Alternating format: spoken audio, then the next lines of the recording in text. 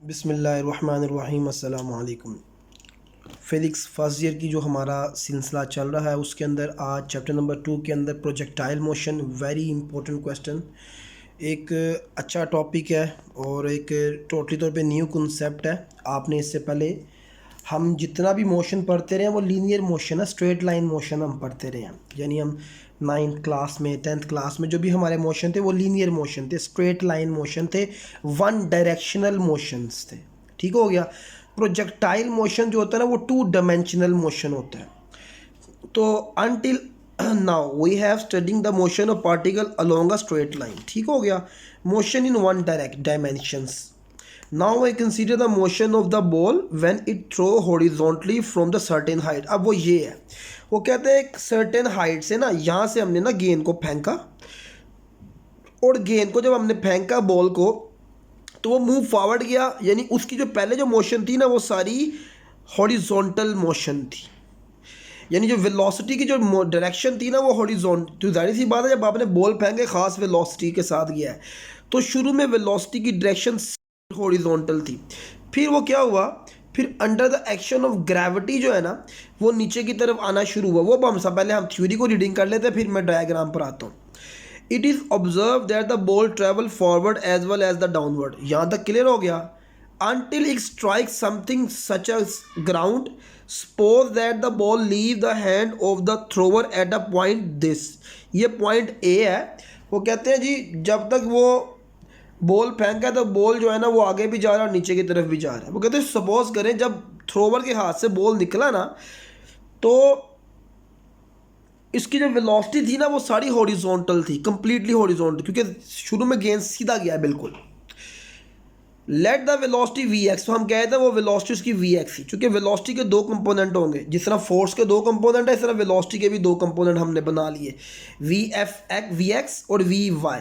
We x जो है ना वो उसका हॉरिजॉन्टल है और वी वाई जो है ना उसका वर्टिकल डाउनवर्ड कंपोनेंट है। ये देखिए, ये इधर और ये इधर।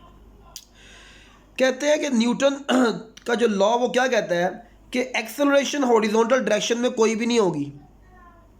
चूँकि हॉरिजॉन्टल डायरेक्शन में एक्सेलरेशन क्यों नहीं होगी, क्योंकि कोई और फोर्स लग नहीं रही है। हमने एयर रेजिस्टेंस को भी इग्नोर कर दिया है। अब जब तक वेलोसिटी चेंज नहीं होगी तो एक्सेलरेशन पैदा नहीं होगी। एज वी नो कि acceleration is rate of change of the velocity. So according to the Newton first law के जी अब वी एक्स में एक्सेलरेशन तो नहीं हो सकती क्योंकि वहाँ पर वेलोसिटी चेंज नहीं हो रही है। फिर क्या होगा, ओनली फोर्स एक्ट। अब कौन सी फोर्स है जो बॉल पर लग रही है, वो ग्रेविटेशनल फोर्स है। तो ये जो आपको जो कर्वी पाथ बनता हुआ नजर आ रहा है ना, only force acting on the ball during the flight in the force of gravity. तो वो फोर्स ऑफ ग्रेविटी जो है ना वो उसके अंदर वो उसके ऊपर अप्लाई हो रही। ठीक हो गया, यहाँ तक आपका कॉन्सेप्ट क्लियर हो गया। There is no horizontal force, so its horizontal velocity remain unchanged and will be vx। देखिए vx ये चेंज नहीं हुई क्योंकि इसकी एक्सेलरेशन प्रोड्यूस नहीं हुई। vy वो हम जानते हैं अंडर द ग्रेविटी है, तो ग्रेविटी तो कांस्टेंट होती है, वो हम जानते हैं वो कितनी है। सो हमने कहा जी कि अब हमने जो उसका वी एक्स कंपोनेंट है ना वो फाइंड करना है। वो यानी उसने एक्स कंपोनेंट पे कितना डिस्टेंस ट्रैवल किया है उसके लिए सीधा फार्मूला क्या होता है, S is equal to V into T ना। तो एस की जगह एक्स लगा दिए चूँकि एक्स कंपोनेंट पे डिस्प्लेसमेंट है, वी की जगह V X component time T वैसे ही आ गया। तो यानी ये मैंने फाइंड कर ली है कौन सी, उसका एक्स कंपोनेंट वेलोसिटी का। अब वाई कंपोनेंट भी बड़ा सादा सा है। वो कहते हैं जी it is not very complicated, it will accelerate downward under the action of gravity and acceleration जो है ना वो ग्रेविटी के इक्वल है। सो इसकी मोशन जिस तरह फ्री फॉल बॉडी की मोशन होती है उसी तरह ही होगी। क्यों? क्योंकि वो under the action of gravity जो है ना बॉल नीचे की तरफ आ रहा है। सो अगर हमने वाई को फाइंड करना है तो सेकेंड इक्वेशन ऑफ मोशन की मदद से, वो असल में ना यहाँ पर ऐसे था ना, चूँकि इनिशियल वेलोसिटी तो जीरो थी। देखिए ना शुरू में जो इनिशियल वेलोसिटी तो जीरो थी जब तक फेंका नहीं गया था। तो जो सेकेंड इक्वेशन ऑफ मोशन तो ये होती है ना, S is equal to V I T plus half A T का स्क्वायर। तो एस की जगह उन्होंने वाई लगा दिया। इनिशियल वेलोसिटी जीरो थी तो ये वाला पोर्शन जीरो हो गया, हाफ वैसे ही आ गया। एक्सेलरेशन की जगह ग्रेविटी लगी और टी का स्क्वायर। तो इस तरह हमारे पास ये वाई कंपोनेंट भी आ गया। अब एक तो ये केस सिंपल स्ट्रेट फॉरवर्ड हो गया। अच्छा जी, उसके बाद अब ये सारा मैंने जो कॉन्सेप्ट है ना ये मैंने लिखा हुआ है, ये मैंने आपको लिख कर दिखा दिया। ये मेरे पास प्रोजेक्टाइल मोशन का टॉपिक है। प्रोजेक्टाइल मोशन के अंदर ये मेरे पास दो केस है।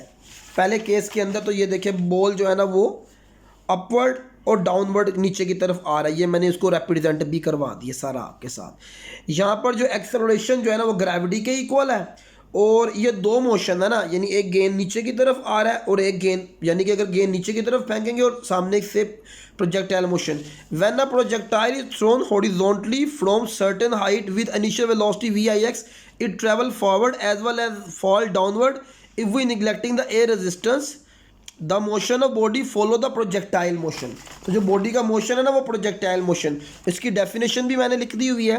Projectile motion is a two dimensional motion of an object thrown in an air under the action of gravity. तो यहाँ से हम जो है ना इसका ये एक रिप्रेजेंटेशन होगी, आगे मैंने सारा उसकी जो है ना वो डेरिवेशन भी आपके लिए करके रखी हुई है।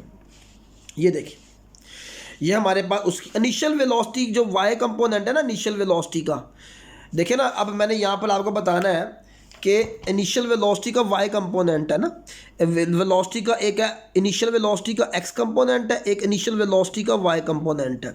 अब इनिशियल वेलोसिटी का एक्स कंपोनेंट तो वर्किंग कर रहा था शुरू के अंदर, वाई कंपोनेंट क्यों नहीं कर रहा था, क्योंकि शुरू में मोशन सिर्फ और सिर्फ हॉरिजॉन्टली था, इनिशियल मोशन सिर्फ हॉरिजॉन्टल था। यानी देखे ना ये एरो शो करवा रहा है शुरू में सिर्फ वी, वो तो थोड़ा सा आगे जाकर जो उसका वाई कंपोनेंट जो है ना इन्वॉल्व हुआ है। तो यही हमने यहाँ पर लिखा है कि initial horizontal component velocity Vix, initial vertical component था वेलोसिटी Viy, वो जीरो है।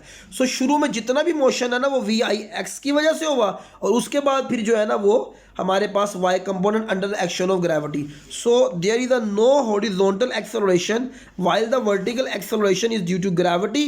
तो यानी कि जो एक्सेलरेशन एक्स में कुछ नहीं होगी, जो एक्स कंपोनेंट है वेलोसिटी का, वाई कंपोनेंट की जो एक्सेलरेशन है वो ग्रेविटी ही वैसे, चूंकि वहाँ पर वेलोसिटी चेंज हो रही है। The horizontal component of the velocity remain constant while the vertical component of the velocity increases. यही हमने लिखा। तो हॉरिजॉन्टल कंपोनेंट जो है ना वो हमारे पास किसके इक्वल हो जाएगा। अच्छा अब ये इसका हमारे पास जो है ना वो सेकंड केस की तरफ हम चल रहे हैं, हम इसको जो है वो मैं आपको यहाँ से शो करा देता हूँ। अच्छा यहीं से बुक से ही मैं पढ़ा देता हूँ। वो कहते हैं अब देखिए, it is not necessary that an object should be thrown with the same initial velocity in a horizontal direction. A football kick of the player thrown by a cricketer and a missile from a launching pad. वो कहते हैं देखिए projectile सिर्फ ये तो नहीं कि ऊपर से ही फेंके, प्रोजेक्टाइल मोशन ये वाला भी तो हो सकता है। जब एक फुटबॉलर जहाँ से जब किक करता है तो फुटबॉल जो है ना वो ऊपर की तरफ जाता है पहले, फिर उसके बाद under the action of gravity एक कर्वी पाथ बनाता हुआ जो है ना वो नीचे की तरफ आता है। कहता है इधर आप प्रोजेक्टाइल मोशन अगर आपने कैलकुलेट करना है वेलोसिटी के कंपोनेंट, तब आप क्या करेंगे। सो यहाँ से हम उनसे बताना शुरू करेंगे। Projectile motion is two dimensional motion under the constant action due to gravity. वो कहते हैं अगर ये वाला केस आ जाए ना जिसकी हम बात कर रहे हैं, the motion can be studied easily by resolving into horizontal and the vertical component which are independent of each other. Suppose that a projectile is fired at in a direction angle theta with the horizontal by the velocity v. अब ये देखिए ये बात हमने यहाँ पर उन्होंने क्या, वो कहते हैं यहाँ से हमने प्रोजेक्टाइल लॉन्च किया, वो एक्स एक्सिस के साथ एक थीटा एंगल बना रहा है, उसकी शुरू की इनिशियल वेलोसिटी v आई है। यानी जो शुरू जैसे यहाँ पर शुरू में जो कंपोनेंट Vx इन्वॉल्व था ना और Vy इन्वॉल्व नहीं था, तो यहाँ पर जो इनिशियल वेलोसिटी का y कंपोनेंट है ना Viy वो इन्वॉल्व होगा यहाँ पर, और Vfx शुरू में नहीं होगा। ठीक हो गया। फिर उसके बाद under the action of gravity जो है ना बाकी कंपोनेंट इन्वॉल्व हो जाएगा। तो इधर ही मैं इसको रीडिंग करवाता हूँ, आपको इंशाल्लाह ताला इजीली समझ लग जाएगा। तो वो कहता है जी कि let component of the velocity Vi along the horizontal and the vertical direction Vi cos theta and Vi sin theta. वो कहते हैं हम लेट कर लेते हैं कि जो वेलोसिटी का इनिशियल कंपोनेंट है ना x वाला, तो वो Vx, जैसे हमने पीछे ही पढ़ा है कि जो x कंपोनेंट होता है वो cos थीटा होता है और y कंपोनेंट sin थीटा होता है। तो ये हमारे पास आगे रिस्पेक्ट द हॉरिजॉन्टल एक्सेलरेशन जो है ना वो जीरो है। क्यों? क्योंकि शुरू के अंदर सारी वर्टिकल मोशन है, ऊपर की तरफ की मोशन है। देखिए ना अगर यहाँ से अगर हमने लॉन्च करवाया है ये वाला लॉन्चिंग देखे ना, तो शुरू के अंदर अगर मैं इस आपको दोबारा बनाकर दिखा दूँ तो ज़्यादा कंप्रिहेंसिव हो जाएगा। ये देखिए अगर आप इसको देखिए तो ये देखिए ना, अगर मैं इधर ही बुक में ड्रॉ कर दूँ तो ज़्यादा बेहतर रहेगा ना, कि शुरू के अंदर ये मेरे पास ये एक कोऑर्डिनेट सिस्टम है। यहाँ से जो है ना वो बॉडी लॉन्च हुई है और ये वो इनिशियल इसी तरह ये प्रोजेक्टाइल बनाता हुआ जो है ना वो चला गया। अब अच्छा तो ये देखिए कि अगर फॉर एग्जांपल शुरू के अंदर जो है ना इसकी जो वेलोसिटी जो है ना वो वी वाई वाला कंपोनेंट इन्वॉल्व है, यानी एक्सेलरेशन शुरू के अंदर एक्स कंपोनेंट में जीरो होगी because we have neglecting the air resistance and the no other force is acting along this direction, whereas the vertical acceleration जो है ना वो ग्रेविटी की वजह से होगी, बट चूंकि वो अगेंस्ट द ग्रेविटी जा रही है आगे हम उसको जाकर नेगेटिव कर देंगे क्योंकि बॉडी जो है ना नीचे से ऊपर की तरफ अगेंस्ट द ग्रेविटी जा रही होती है। तो फर्स्ट कोई ना मोशन हमने लगाई वी एफ एक्स और वी आई एक्स, यानी इनिशियल वेलोसिटी का कंपोनेंट एक्स और वेलोसिटी का कंपोनेंट फाइनल कंपोनेंट वाई, यानी एक्स वेलोसिटी का यानी फाइनल वेलोसिटी और इनिशियल वेलोसिटी का जो एक्स कंपोनेंट है ना वो दोनों सेम रहेंगे क्योंकि वो चेंज नहीं हो रहे, तो वी आई कॉस थीटा आ गया। एग्जैक्टली हमने इसको यहाँ पर लिखा हुआ है। वर्टिकल कंपोनेंट के अंदर हम क्या करेंगे V F Y V I Y plus A T, V F Y initial velocity का वाई कंपोनेंट जीरो हो गया प्लस जी टी, तो हमारे पास जो है ना ये इस तरह आ जाएगा। ये देखिए V F Y V I sine theta minus G T, ठीक हो गया। The vertical component at any instant can be determined by considering the upward motion. First कोई ना मोशन लगाई तो वी आई एफ वाई था, ठीक हो गया।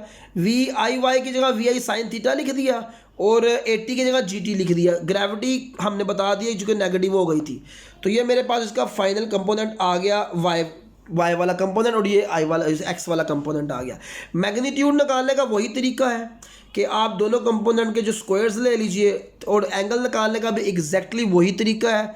वो तरीका क्या था जी कि टेन थीटा होता है ना, tan theta is equal to हमारे पास टेन फाई आ गई फाइनल वेलोसिटी का वाई कंपोनेंट और फाइनल वेलोसिटी का जो है ना एक्स कंपोनेंट, तो वी एफ वाई।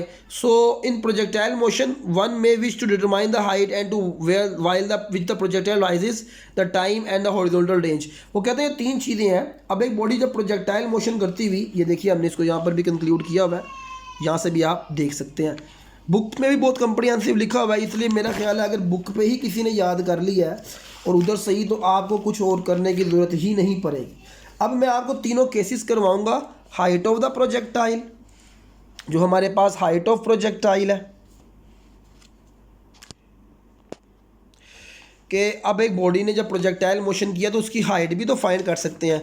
दूसरा हम टाइम ऑफ फ्लाइट, उसको जो है ना अपनी फाइनल पोजीशन पर जाते हुए कितना टाइम लगा है, और रेंज ऑफ द फ्लाइट। ठीक है, ये मैं बड़ा इजीली आपको अपने वर्डिंग में समझा दूंगा, और बल्कि मैंने इसको ड्राइव किए हुए हैं, मैं आपको वहीं सही करवा देता हूँ तो ज़्यादा बेहतर रहेगा। पहले हम निकालते हैं height of the flight. Height of flight, तो ये मेरे पास ना हाइट ऑफ फ्लाइट का आ जाएगा। In order to determine the maximum height of the projectile we use the equation of motions. ठीक हो गया। और हाइट ऑफ प्रोजेक्टाइल होती क्या है, ये देखिए आपने यहाँ से करना है। हमने कहना है कि देखिए ये मेरे पास हाइट ऑफ प्रोजेक्टाइल इस तरह निकला है। बॉडी है, उससे एक इनिशियल वेलोसिटी के साथ प्रोजेक्टाइल मोशन ने लॉन्च किया, यहाँ से वो एंगल थीटा बनाता हुआ जो है ना एक मैक्सिमम हाइट पर गया, और उसके बाद ये चला गया। यहाँ से लेके यहाँ तक उसकी रेंज होती है, यानी यहाँ से शुरू होकर जहाँ पे वो जाके जहाँ पे वो हिट की है वो उसकी रेंज है। जितना उसको टाइम लगा वो उसका टाइम है, और हाइट उसने जो मैक्सिमम पॉइंट होता है। अब हाइट ऑफ द प्रोजेक्टाइल क्या है, the height of projectile is maximum vertical distance attain bye the body during the projectile. यानी वही यहाँ पर लिखा हुआ है कि अब देखिए मैंने हाइट फाइंड करनी है, तो मैं थर्ड इक्वेशन मोशन लगाता हूँ 2as is equal to V F का स्क्वायर माइनस वी आई का स्क्वायर। देखिए मुझे इनिशियल वेलोसिटी से करना है, फाइनल वेलोसिटी से नहीं है। आप पूछेंगे सर क्यों नहीं है, क्योंकि फाइनल वेलोसिटी वो है जब वो टकरा जाएगा ज़मीन से, तो मैंने वो फाइंड करना है जब वो मैक्सिमम हाइट के ऊपर था, तो मैंने फाइनल वेलोसिटी हम जीरो पुट कर देंगे। इनिशियल वेलोसिटी का जो कंपोनेंट है वो वी आई वाई स्क्वायर आ जाएगा। आप पूछेंगे सर इनिशियल वेलोसिटी का एक्स कंपोनेंट भी तो होता है। अभी हमारे यहाँ पर सिर्फ और सिर्फ वाई कंपोनेंट इन्वॉल्व होगा, चूँकि वो वर्टिकल मोशन कर रहा है, हॉरिजॉन्टल नहीं। सो एक की जगह मैंने माइनस का जी पुट कर दिया, एस की जगह हाइट पुट कर दी, चूँकि एस डिस्टेंस ही है। सो ये पर माइनस और यहाँ से ये माइनस कट जाएगा। वी आई वाई क्या होता है कंपोनेंट, वी आई वाई होता है वी आई साइन थीटा। ठीक है ना, vertical component we I sine theta होता है। तो इनिशियल वेलोसिटी में भी स्क्वायर आएगा, साइन स्क्वायर इधर आ गया, माइनस माइनस से कट गया, ये 2g डिवाइड हो गया, तो मेरे पास हाइट का फार्मूला आ गया V I square sine square theta over G. Exactly उन्होंने यहाँ पर आपको इस तरह दिखाया। कोई ना मोशन पुट की और उसके अंदर जो है ना हमारे पास ये फार्म निकल आया। The height of projectile will be reduce in the presence of air resistance. वो कहता है अगर रेजिस्टेंस मौजूद है तो हाइट जो है ना वो कम हो सकती है। ये डिपेंड करता है आपकी वो कंडीशंस के ऊपर। टाइम कितना लगा जी?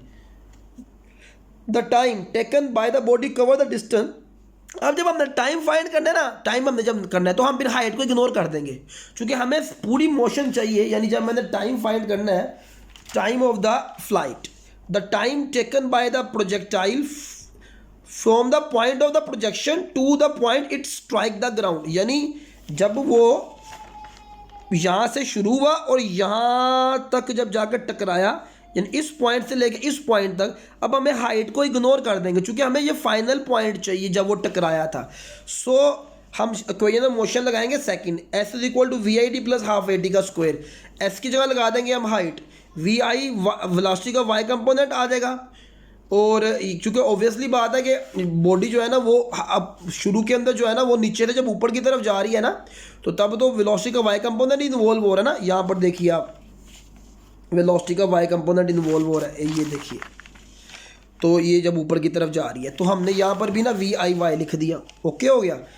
और एक्सेलरेशन की जगह माइनस का जी लिख दिया, टी हमने बड़ा टी लिख दिया क्योंकि यही तो हमने फाइंड करना है।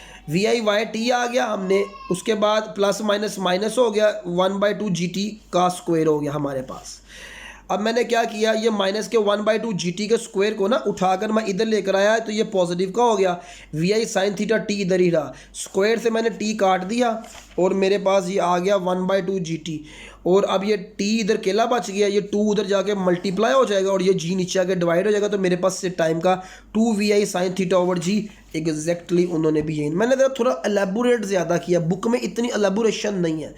अब आगे जी रेंज, मैक्सिमम डिस्टेंस, ये डिस्टेंस फाइंड करना है। बॉडी ने जो मैक्सिमम डिस्टेंस फाइंड किया ना, कि जब वो लॉन्च हुई जहाँ पर, to determine the range of the projectile we multiply the horizontal component.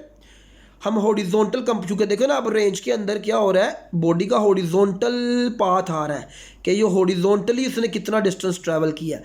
तो वी आई एक्स ले लेंगे और टाइम से मल्टीप्लाई करवा देंगे, तो टाइम के उसके अंदर तो हमारे पर रेंज निकल आएगी। तो रेंज ऐसे निकली, देखिए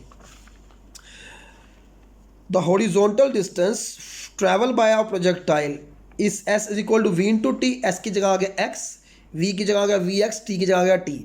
वी एक्स का हमारे पास आ गया V I cos theta, time अभी हमने पीछे फाइंड किया था 2 V I sine theta over G. अच्छा मैंने क्या किया, 2 वैसे ही आ गया, वी आई से मल्टीप्लाई हुआ, वी आई का स्क्वायर हो गया, कोस थीटा और साइन थीटा वैसे ही आ गए। अब ये वी आई स्क्वायर का मैंने शुरू में कर दिया, 2 साथ लगा दिया। अब आप पूछेंगे सर इसका मकसद क्या है, अब आप ट्रिग्नोमेट्री पढ़ रहे हैं तो आपको समझ लग जाएगा। 2 साइन थीटा कोस थीटा असल में साइन 2 थीटा के बराबर होता है, ये ट्रिग्नोमेट्री रेशियोज है। तो हमारे पास रेंज का फार्मूला आ गया V I square sine 2 theta over G. Hopefully ये आपका टॉपिक अच्छी तरह से जो है ना हमारा कंक्लूड हो चुका है। अब आगे जो हमारे पास टॉपिक है, एक मोमेंटम का टॉपिक है, एक law of conservation of momentum का टॉपिक है। देन ये हमारा चैप्टर जो है ना वो फिर कुछ केसेस हैं, 1-2 केसेस हैं लास्टिक और इनलास्टिक कोलिजन के। नेक्स्ट वीडियो के अंदर हम उनको जो है ना वो इंटरटेन कर लेंगे। हमेशा की तरह वही है जी, आप चैनल को सब्सक्राइब करें, कंटेंट आप तक पहुंच रहा है। अभी हम न्यूमेरिकल्स वीडियोस यानी कि with the passage of time content आपके पास प्लेलिस्ट के अंदर इस तरह मौजूद होंगे कि आप बार बार जो है ना वहाँ से हेल्प ले सकते हैं। ऑनलाइन क्लासेस की सहूलत भी अवेलेबल है, जो बच्चे ऑनलाइन पढ़ना चाहते हैं उनको जो है ना अकोमोडेट कर दिया जाएगा। इंशाल्लाह नेक्स्ट वीडियो में मिलते हैं। अल्लाह हाफिज़।